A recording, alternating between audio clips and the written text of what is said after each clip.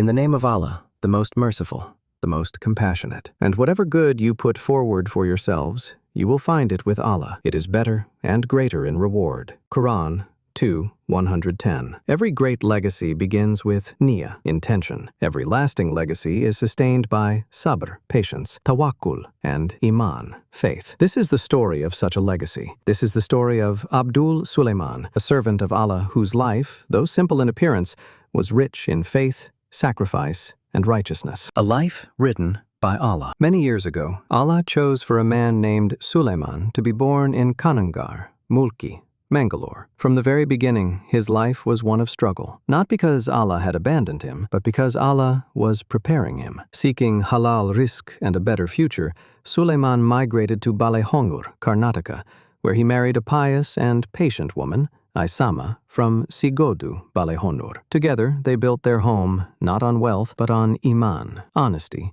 and fear of Allah. Suleiman earned his living as a laborer and cleaner at Shankar Bus Company. His work was heavy, his wages were small, yet his heart remained content because he believed firmly in the promise of Allah. And whoever fears Allah, He will make for him a way out and provide for him from where he does not expect. Quran 65:2-3. Allah blessed them with 5 children: Abdul Jalil, Zainabi, Rafiq, Maimuna, Abdul Hamid. Each child was raised with halal food, sometimes little in quantity, but pure in source and intention. Sabr in hunger, shukr in hardship. There were days when life tested them severely. There were times when Suleiman would collect fallen grains of rice to feed his children. Yet never once did he complain against Allah. Instead, he taught his children through his actions that rizq comes from Allah and dignity comes from patience. Those moments of hardship planted deep seeds in the hearts of his children, seeds of gratitude, responsibility, and compassion for the poor. A son's hijrah for halal rizq. Understanding his family's struggles,